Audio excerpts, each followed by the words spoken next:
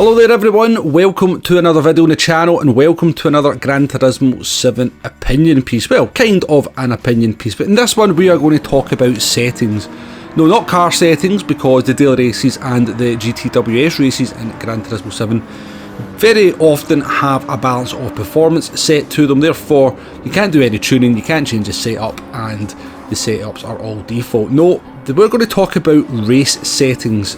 Now, PD and Gran Turismo 7 very often get criticised for repeating the same car and track combinations. Now, I do think the criticism is a little bit unjustified in that maybe these same car and track combinations don't come along quite as much as people think. As somebody who does a kind of daily race C strategy guide every single week and has done for about the last 3 years, I'm fairly well tuned into how often we visit each track and car combination, albeit I don't really take into account daily race A and B when I say that. I'm just kind of more just talking about daily race C, and it's a criticism that I don't really see getting fired at too many other games. For example, anytime I seem to tune into Assetto Corsa Competizione on LFM, they always seem to be at the Nürburgring or at Kyalami or maybe just one of the other tracks, but it seems to be that they visit a sort of selection of about 5 or 6 tracks over the course of a season, and there's not a great deal of variety there. iRacing, every time I seem to tune into iRacing, they seem to be at Daytona.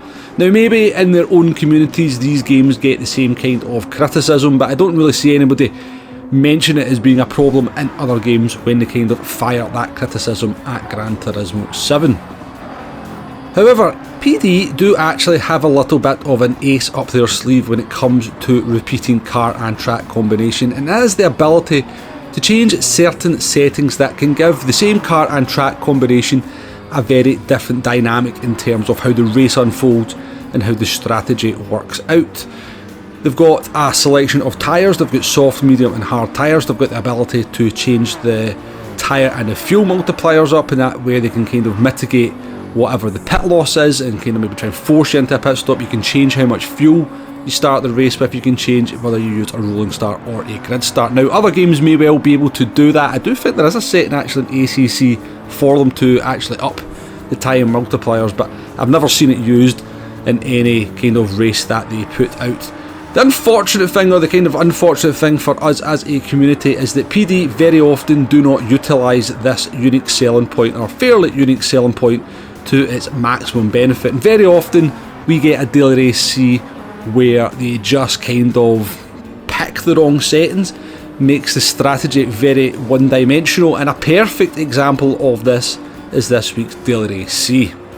So this week's daily race C is what you've just been watching there on screen. It is Group 3 cars at Michelin Raceway Road Atlanta, and here is the settings that PD have given us for this one.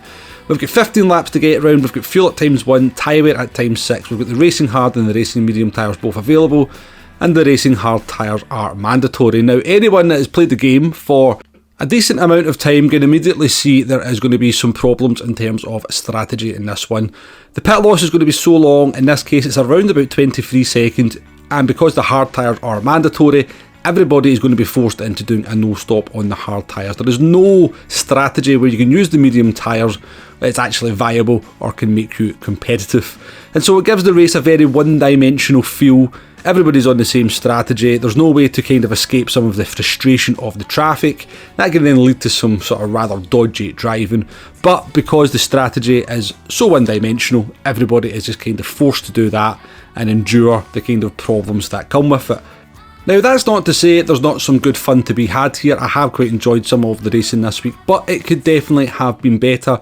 And what I'm going to try and demonstrate to you here is 5 ways that PD could have set this race up using some of the settings available to them that have just made this race a little bit more interesting, give it a little bit more of a dynamic element to it, and, you know, if they were to then repeat these combinations again at some point in the future, how they could use a different sort of settings, or set of settings if you like, to give the race a different feel. So let's get on with that, and first up we have got settings 1.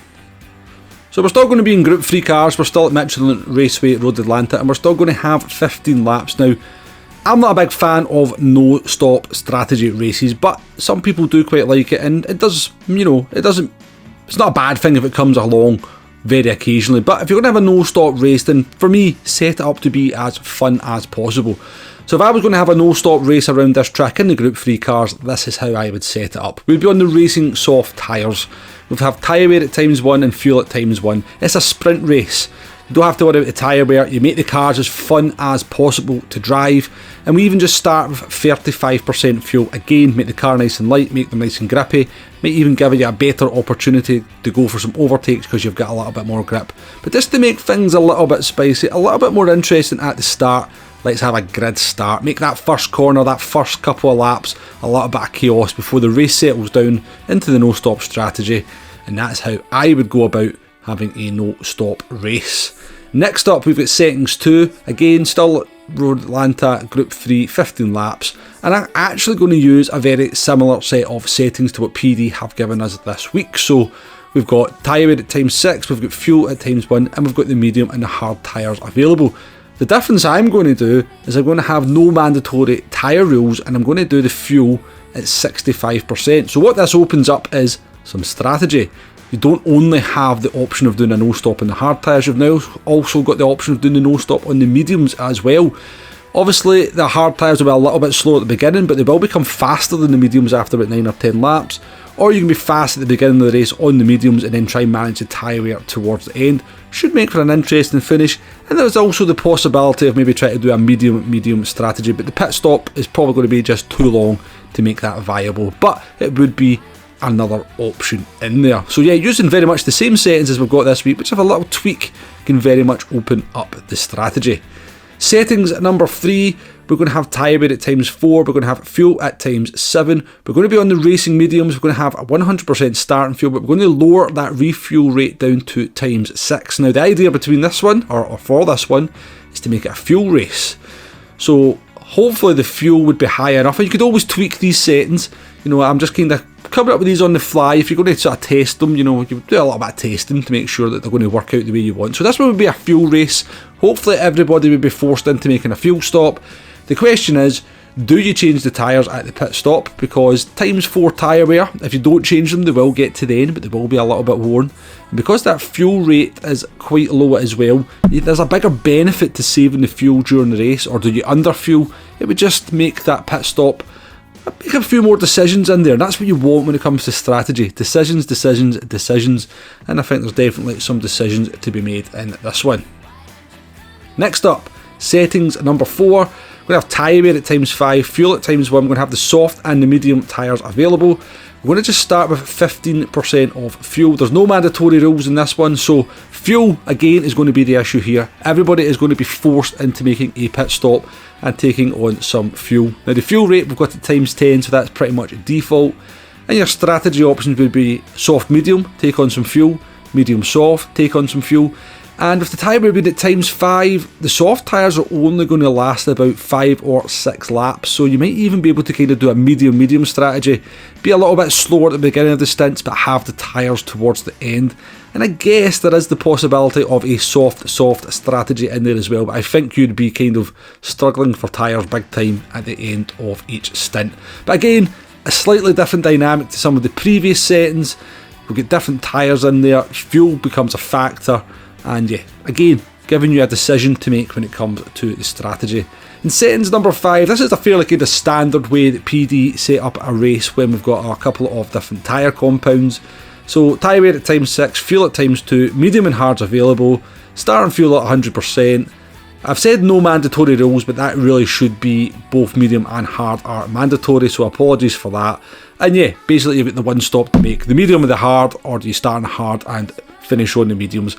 And it's all about trying to find an undercut if you're starting on the hard tyres, or trying to find a little bit of clear track, maybe extending those mediums out at the front. The mediums will last about lap 12 with these settings, but obviously they are starting to feel a little bit second hand after about 9 laps. But yeah, a fairly standard way of how PD set these races up when they give us a choice of tyres.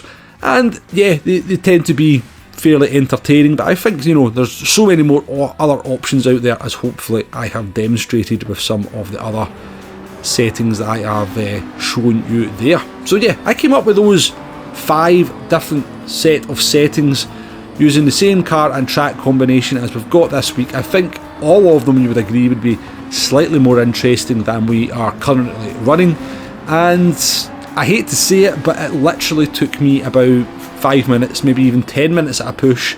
I just sat down with a piece of paper and a pen, started noting some stuff down, and then came up with the ideas on how I could see the strategy working out if that happened to be how they were set up. Now, as I said, I've not actually tested these.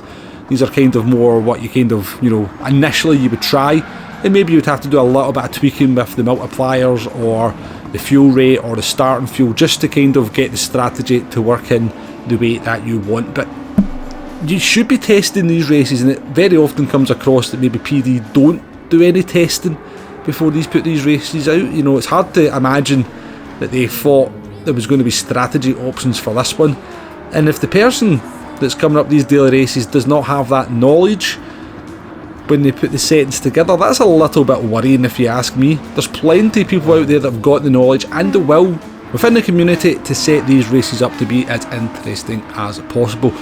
And yeah, as I said, it took me not very long there to come up with 5 different settings. I'm pretty sure I could come up with 5 further sets of settings if I really needed to. And put it this way, see if I was in charge of daily races for Gran Turismo or PD, particularly daily race C, because that's the ones that take the most work obviously, I would literally come up with around about 10 kind of settings like I've done here. So I've got 5 so far. I'll come up with another 5. I would then kind of look at each track individually and take a look at the pit loss, and I would basically see what settings would fit in with the pit loss for that particular track, and the work would be done almost then.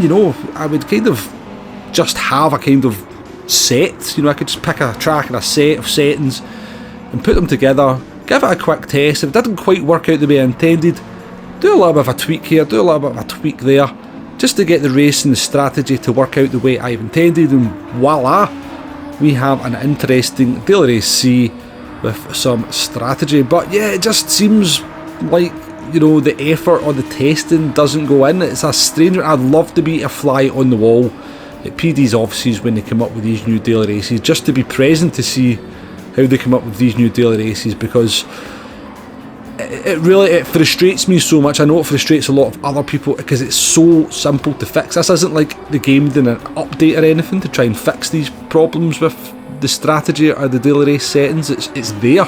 The game's fine. The settings are there. They're available, and they just need somebody with a little bit more creativity and a little bit more, love of the game. Maybe strange thing to say. I'm sure everybody at PD do love the game, but yeah, it frustrates the life out of me that we just somehow always end up with these no-stop races, or even if they do give us a one-stop, it does tend to be fairly one-dimensional as well. We never get grid starts, they never mess about with the fuel settings. I don't know, it confuses me, it frustrates me, and I guess it probably frustrates a lot of you out there as well. But yeah, I'm going to wrap the video up there. Thank you very much for watching. Let me know what you think of the video in the comments. Any constructive criticism, am I barking up the wrong tree? Do you totally agree with me? Do you think I should have a job at PD? Let me know in the comments. I always do my very best to respond to every single one of them. But yeah, thank you very much for watching, folks, and I'll catch you in the next one. Goodbye now.